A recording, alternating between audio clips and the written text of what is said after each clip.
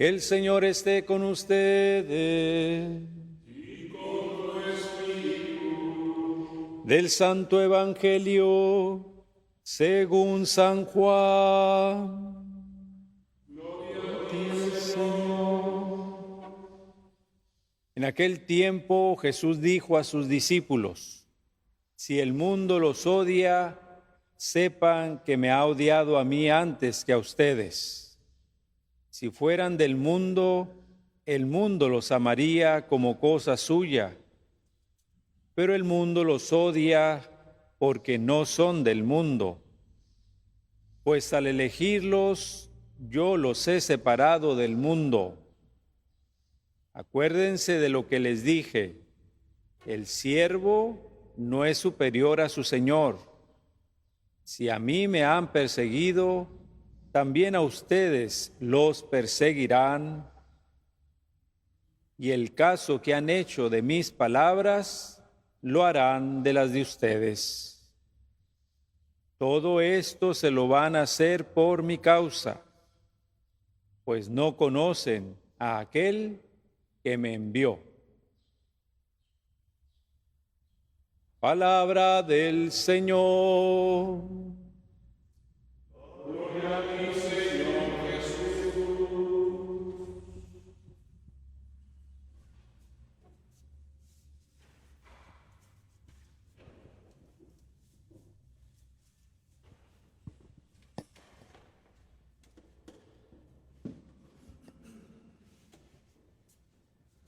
A lo largo de la historia que nos narra el libro de los Hechos de los Apóstoles, hemos constatado cómo la iglesia ha vivido persecuciones sangrientas que han dejado mártires como Esteban.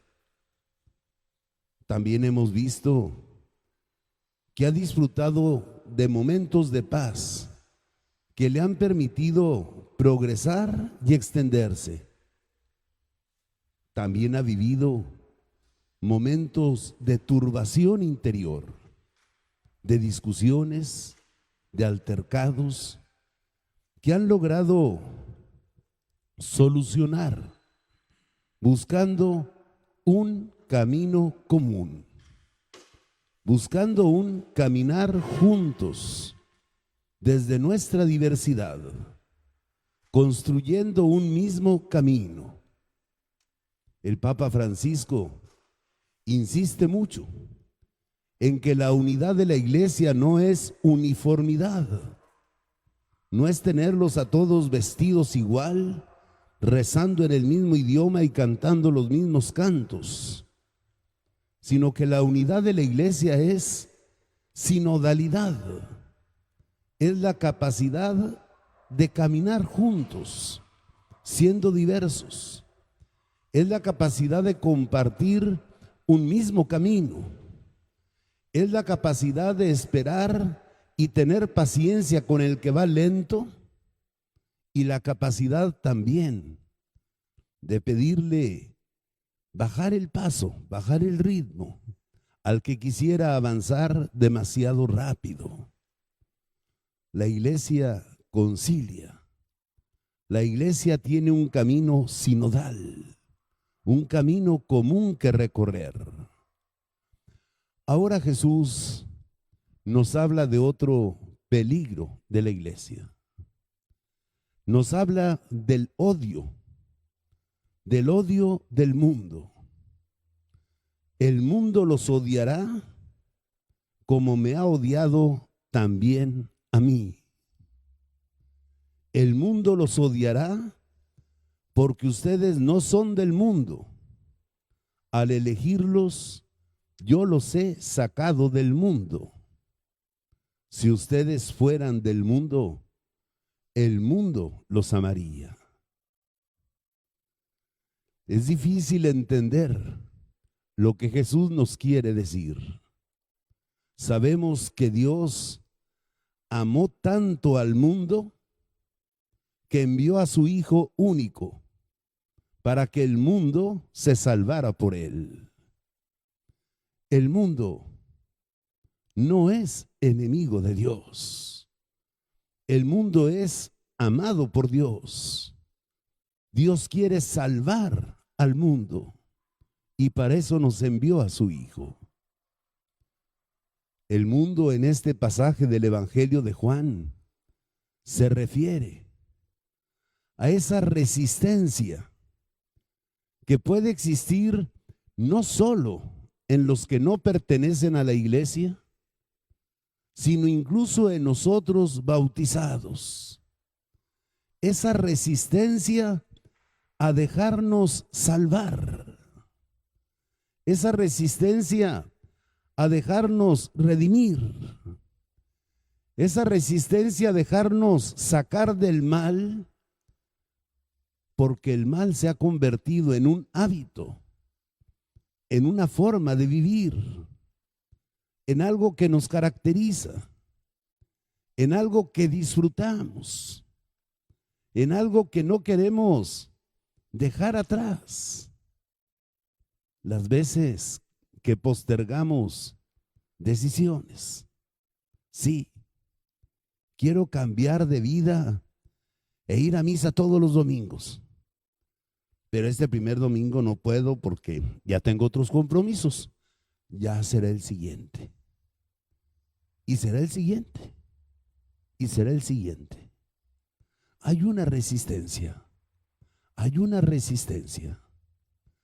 La resistencia que pone el niño cuando su mamá le pide un quehacer y está viendo su programa favorito o jugando su juego favorito.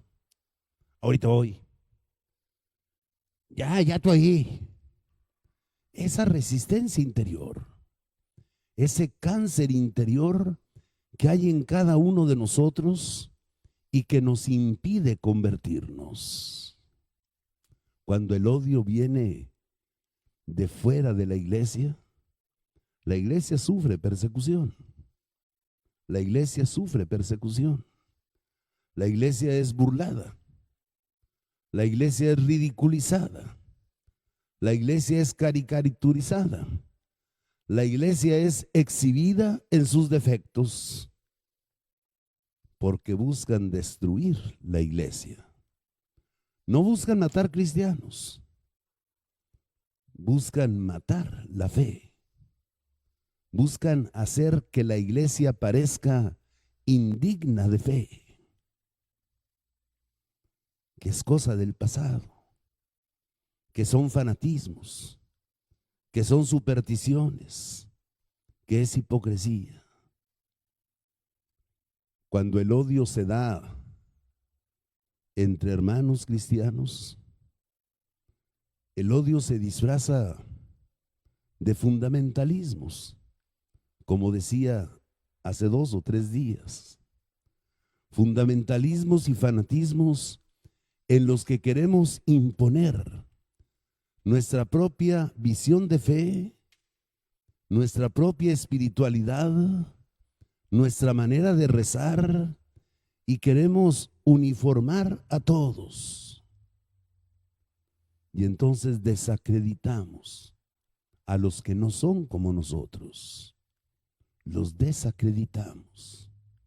Nada más nosotros, los elegidos. Ustedes no.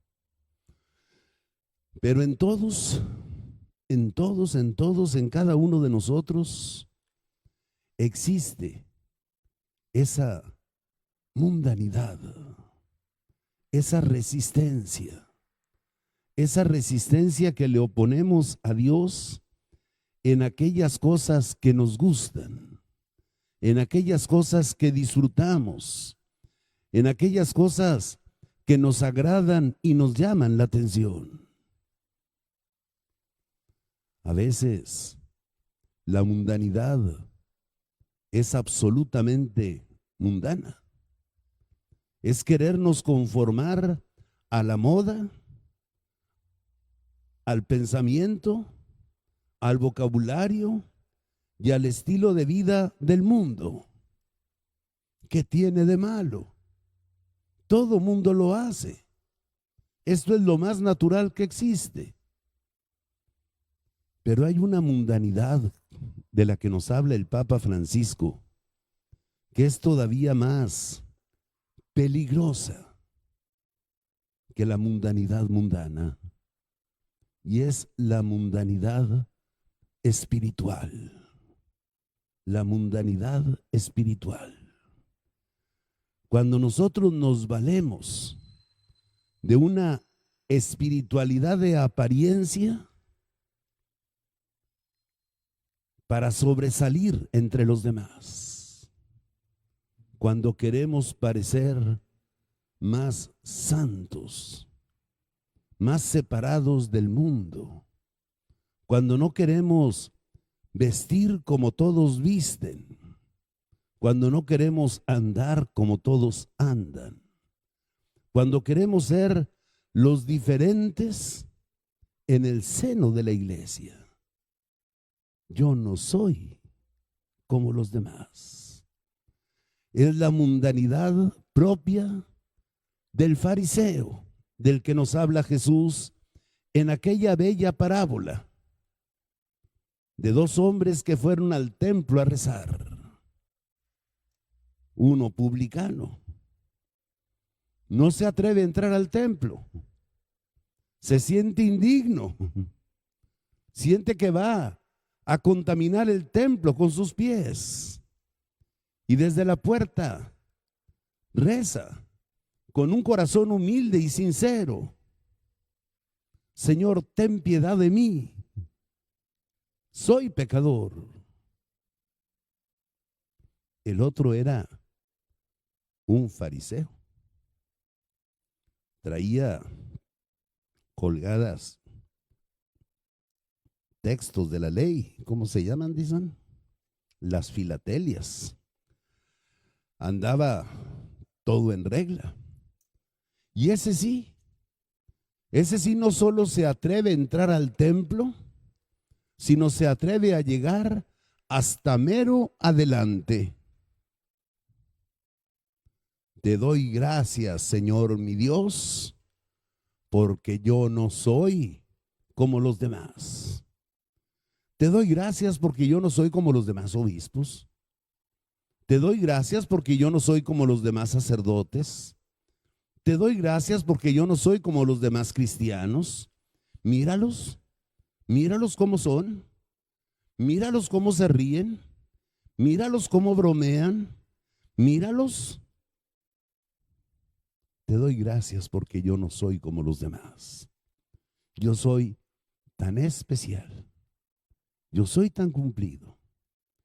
Y sin embargo, tras esa apariencia de santidad, tras ese maquillaje exterior, esconden a lo mejor pecados más horribles que los pecados del publicano. Sí, Jesús se refiere a los fariseos con palabras fuertes: sepulcros blanqueados, tumbas bonitas por fuera, pero levanta la piedra y encontrarás corrupción y hedor. Les dice: ustedes lavan el vaso por fuera para que se vea bonito, pero por dentro el vaso está lleno de suciedad. Les dice: ustedes hablan palabras bonitas, pero su corazón está lleno de odio, de envidia, de soberbia, de maldad. La mundanidad espiritual no mata a los cristianos, pero sí mata lo cristiano que debería de haber en nosotros. Nos hace infieles a Jesús. Nos hace amarnos a nosotros mismos, nuestra imagen, más que a Jesús. La mundanidad espiritual. Por eso Jesús rezará en esta misma cena que estamos leyendo paso a paso: Padre, no te pido que los saques del mundo, te pido que los libres del mal, porque esa mundanidad existe en el corazón de cada uno de nosotros y exige una continua vigilancia. ¿Por qué me comporto así? ¿Por qué tomé esta actitud? ¿A quién quería yo complacer? ¿Con quién quería yo quedar bien?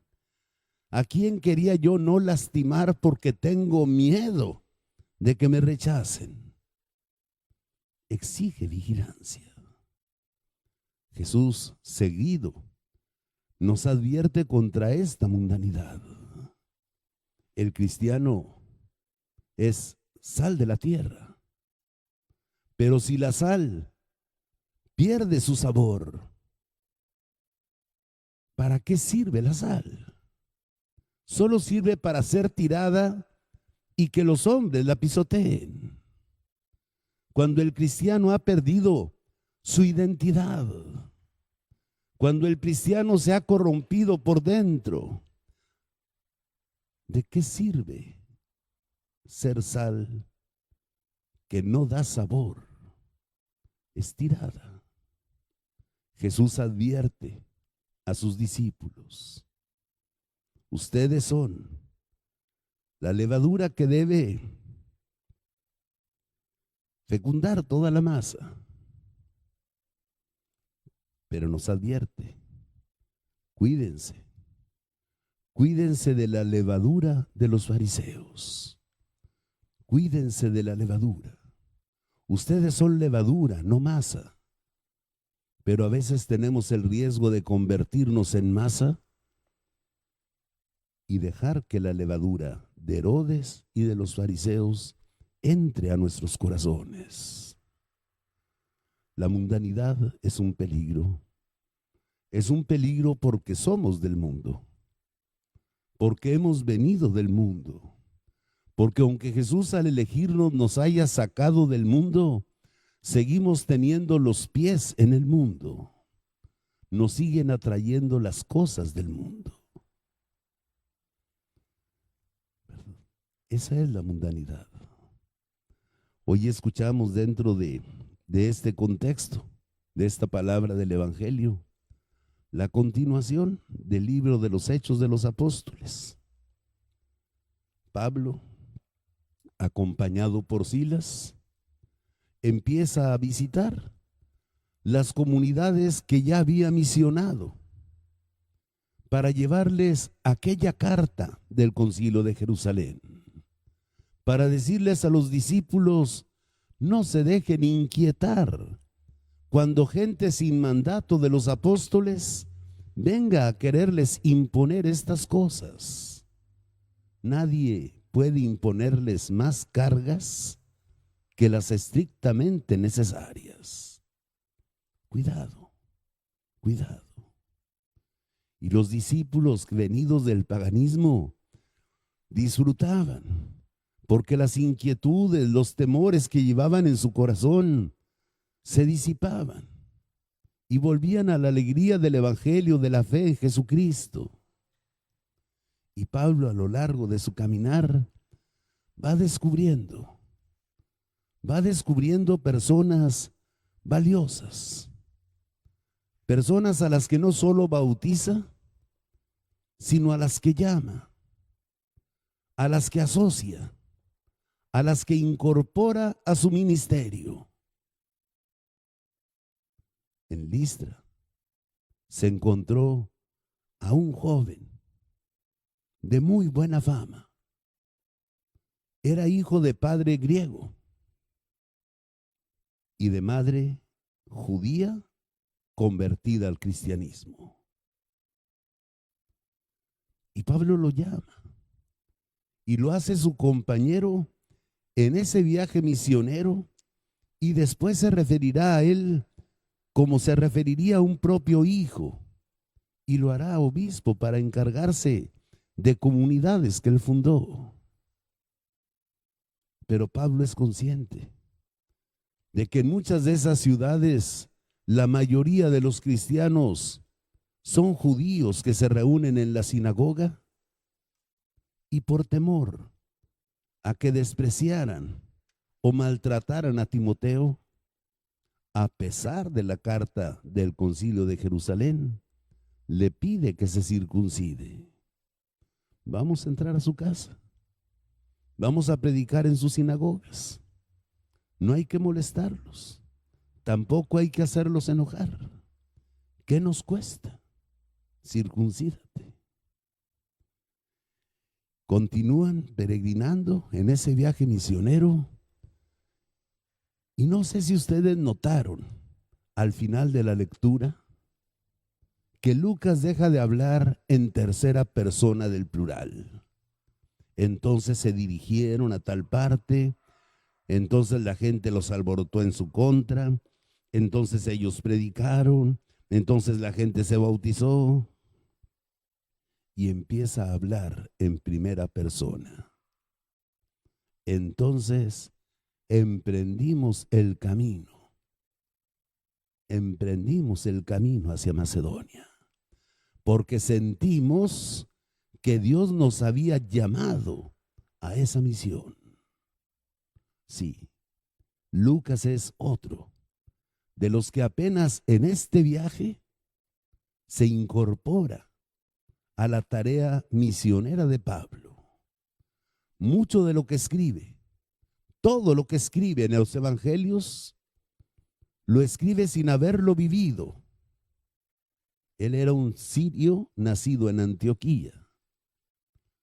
Lo escribe basado en testimonios de gente que conoció a Jesús. Lo que escribe al principio del libro de los Hechos, lo escribe basado en testimonios. Ahora Lucas empieza a hablar de cosas que él vivió. Habrá tramos en que acompañe a Pablo en sus viajes. Habrá tramos en que se separen de sus viajes. Pero Pablo siempre hablará de Lucas como ese amigo fiel, ese que lo acompaña en el cautiverio en Roma, ese médico cercano que muchas veces le tendió la mano. Lucas se incorpora al grupo no solo de los creyentes, sino al grupo de los misioneros. Quiere el Señor también que nosotros, vigilando de no caer en la mundanidad, nos sentamos llamados no solo a ser discípulos, sino a ser misioneros y a llevar más allá de nosotros la palabra del Evangelio, la buena noticia de Jesucristo. Celebremos esta misa.